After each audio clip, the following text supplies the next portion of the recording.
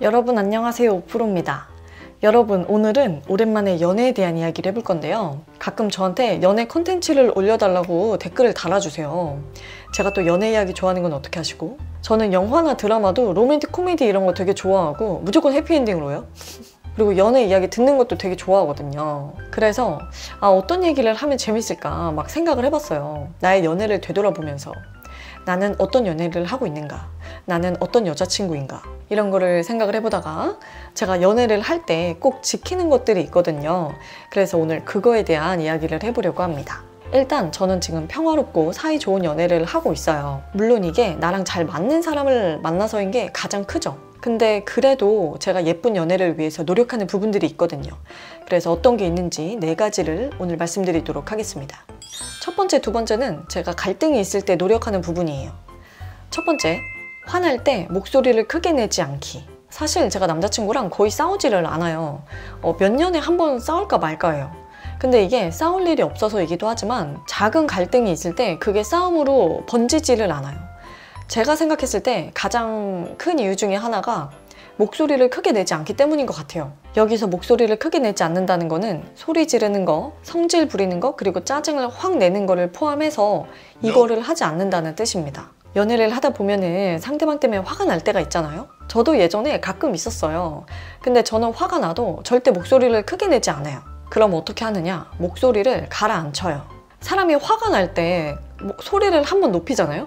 그러면은 감정을 제어하기가 힘들어요. 그리고 한 명이 목소리를 높이면 다른 한 명은 자기가 잘못을 했어도 이 사람이 소리를 지른 것 때문에 또 화가 나는 거예요. 그러면 또 이 사람 입장에서는 왜 지가 화를 내? 이러면서 또 화를 내. 이거 막 이러다가 이렇게 싸움이 커지는 거죠. 그래서 저는 싸움이 커지는 것도 싫고, 그리고 무엇보다도 내가 사랑하는 사람한테 내가 감정적으로 화내는 모습을 보이는 게 싫어요. 그래서 소리를 지르거나 짜증을 내지 않습니다. 남자친구도 저랑 비슷하거든요. 근데 이래서 싸움이 커지지가 않는 것 같아요. 조용히 이성적으로 대화를 하다 보니까 토론을 하다가 해결이 돼요. 근데 이런 질문을 할 수 있죠. 오프로님, 좋은 거 알겠는데요. 저도 그렇게 하려고 노력을 했는데요. 상대방이 소리를 지르는데요? 아니면 상대방이 자꾸 저를 화나게 하고 그게 계속 반복되고 제가 도저히 화를 내지 않고서는 참을 수가 없는데 그럴 땐 어떻게 해야 되죠? 이거는 지극히 그냥 저의 개인적인 의견으로 저는 저에게 소리를 지르거나 나를 지속적으로 너무 힘들게 하는 사람은 못 만납니다. 제가 이런 부분에 있어서는 조금 냉정한 편이거든요. 그래서 물론 그게 개선이 된다면 괜찮지만 계속 반복된다면 그거는 나를 존중하지 않는 거라고 생각을 하기 때문에 저라면은 연애를 하기가 힘들 것 같아요. 라고 조심스럽게 생각을 해봅니다. 두 번째, 직접적인 비난은 NO, 나의 감정을 전달하기. 이게 무슨 말이냐면요. 제가 예전에 대학생 때 교양 수업으로 비폭력 대화라는 수업을 들은 적이 있어요. 근데 거기서 정말 중요한 사실을 하나 알았습니다.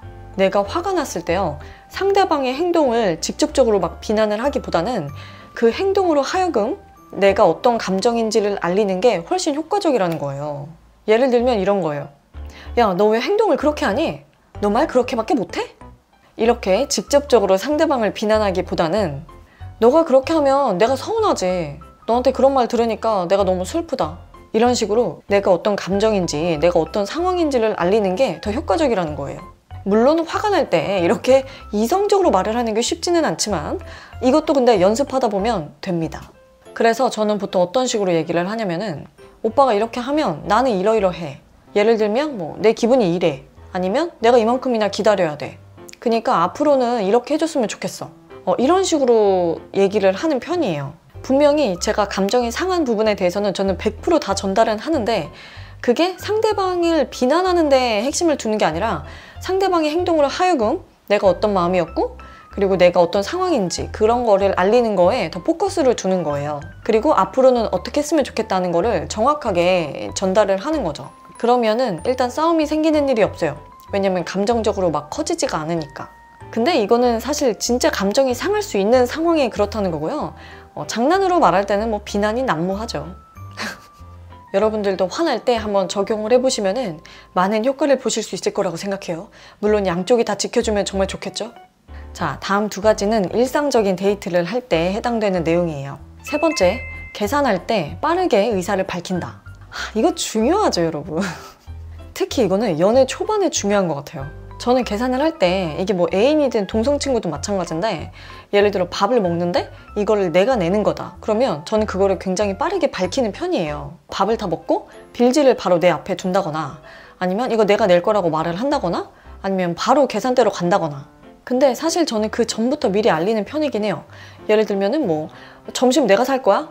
아니면 내가 맛있는 거 쏠게. 왜냐면 그래야 상대방이 먹을 때도 편하고 먹고 나서도 편해요. 왜 그럴 때 있잖아요. 지금 밥을 다 먹었는데 그 계산대까지 가기 전에 약간 애매한 그 분위기? 그러니까 누가 딱히 낼 타이밍이 아닐 때 저는 그 몇 초를 못 견뎌서 그냥 내가 빠르게 행동해서 내가 더 내는 게 속 편한 이제 그런 사람이거든요. 다행히 저는 지금 남자친구랑은 초반부터 이런 걸로 불편한 적이 한 번도 없었어요. 왜냐면 남자친구도 행동이 빠르고 나도 빠르고 타이밍 맞게 서로 잘 내고 여유 있는 사람이 더 내고 굉장히 이런 게 다 편해졌죠. 근데 이게 잘 안 맞는 사람을 만나면 진짜 애매할 때가 있거든요. 특히 자기가 낼 타이밍에 계속 머뭇거리는 사람들이 있어요. 근데 난 이미 갈 준비가 다 됐어.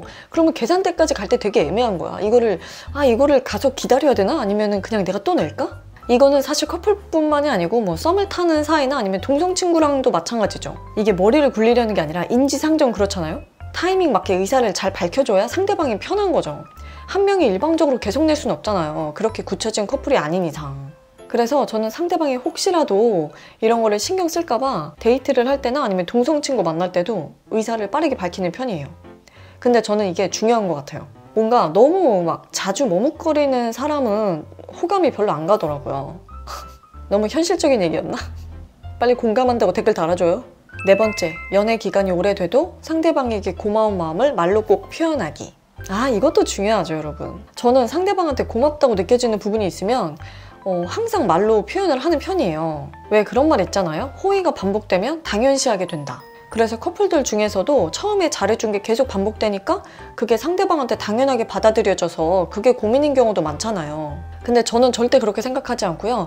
호의가 반복되면 갈수록 더 감사한 일이라고 생각해요.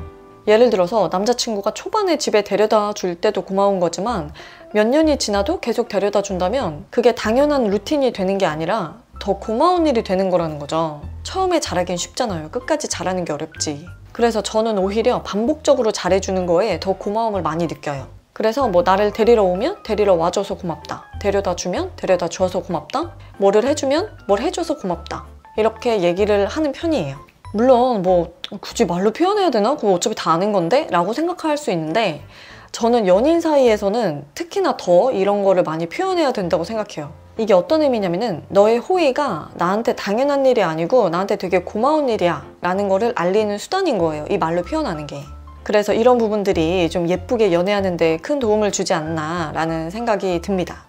네, 여러분, 여기까지 제가 연애할 때 꼭 지키는 4가지에 대해서 이야기를 해보았는데요. 여기까지 말하면 마치 내가 너무 좋은 여자친구인 것처럼 말한 것 같은데? 이거는 제가 좋은 여자친구가 되기 위해서 노력을 하는 부분인 거지 저도 당연히 부족한 점이 많죠, 여러분.